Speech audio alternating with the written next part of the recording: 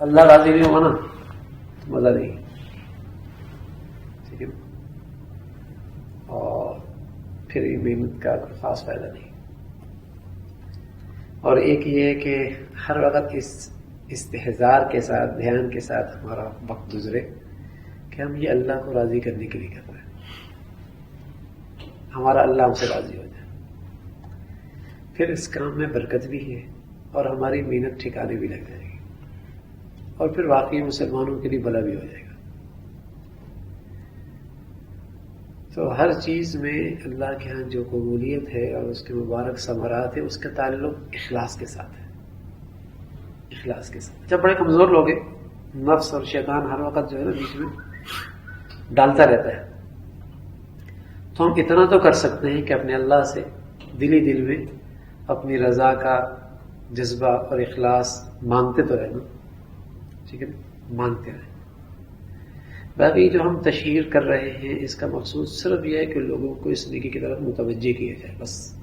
اس خیر کی طرف متوجہ کیا جائے۔ لیکن پھر میں نے عرض کیا نفس ساتھ لگا ہوا ہے، بس اوقات اتنی بڑی محنت اور اتنی بڑی مشقت اور اتنا بڑا کام اس کو بس اوقات ضائع کرا دیتا ہے، تو اس کا استحضار رہے، اور اس فکر میں ایک تھوڑی نا اللہ کے نبی اکثر فکر میں رہا کرتے تھے، اور یہ فکر کیا ہو، اس فکر میں رہے کہ اللہ ہم سے صحیح کام لے گے، جو ضرورت ہے، جو ہمارے پاس وسائل ہے، تو وسائل میں اللہ کوئی اچھا سے اچھا، بہتر سے بہتر، شاندار سے شاندار کام لے لے۔ جب ہماری ان حضرات سے مشورہ ہوتا ہے، ان سے بات چیت ہوتی ہے، تو باقی ساتھی بھی بیٹھے ہوتے ہیں، تو دل ہی دل میں اللہ کی طرف متوجہ ہو کہ اللہ کوئی خیر کی بات کھلوا دے، اچھی بات کھلوا دے، اور اگر کوئی ہماری کمزور بات ہو بھی گئی، اللہ تو اس میں پردہ ڈال دے، تیرے دل کیا مسئلہ ہے، ٹھیک ہے نا، تو اس کو اپنے فضل سے پردے میں رکھ لے، اور اس کے جسے کہیں کہ کمزوریوں سے ہمیں محفوظ فرما دے، تو اللہ کی ذات سے میرے بہت شاندار سب چیزیں پھر ہوتی چلی جائیں گی۔ پھر کمیاں بھی انشاءاللہ اللہ کے لیے کیا مشکل ہے، ان کمیوں کو بھی خیر بنا دے اور اس میں بھی بھلائی ڈال دے۔ تو ذکر اور فکر اسی کا نام ہے کہ اللہ کی یاد، اللہ کی طرف دھیان کہ اللہ اپنی رضا کے لیے کام کرنے کی توفیق نصیب فرما دے، اور فکر کہ اللہ بہتر سے بہتر، اچھی سے اچھی شکلیں بنا دے،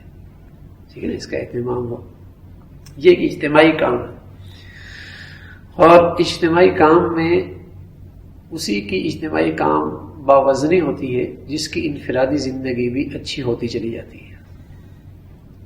ہمیں اللہ نے موقع نصیب فرمایا ہے، راتیں بہت بڑی ہیں، تہجد میں اٹھنے کے بعد تہجد سے فجر کے درمیان تقریباً 1 گھنٹہ آرام سے ہوتا ہے، ٹھیک ہے، تو اس میں اپنے صبح دن بھر کے معمولات آدمی کر لے، اپنی تلاوت مکمل کر لے، اپنی کچھ تسبیحات کر لے، جو مناجات مقبول پڑھنی ہے وہ کر لے، جو ذکر اذکار ہے، تلاوت ہے، اس کا اہتمام وہاں کر لے۔ یہ اچھا موقع ہوتا ہے تاکہ سویرے سویرے ایک اچھی روحانی غذا مل جائے، اور پھر اس کو آگے انشاءاللہ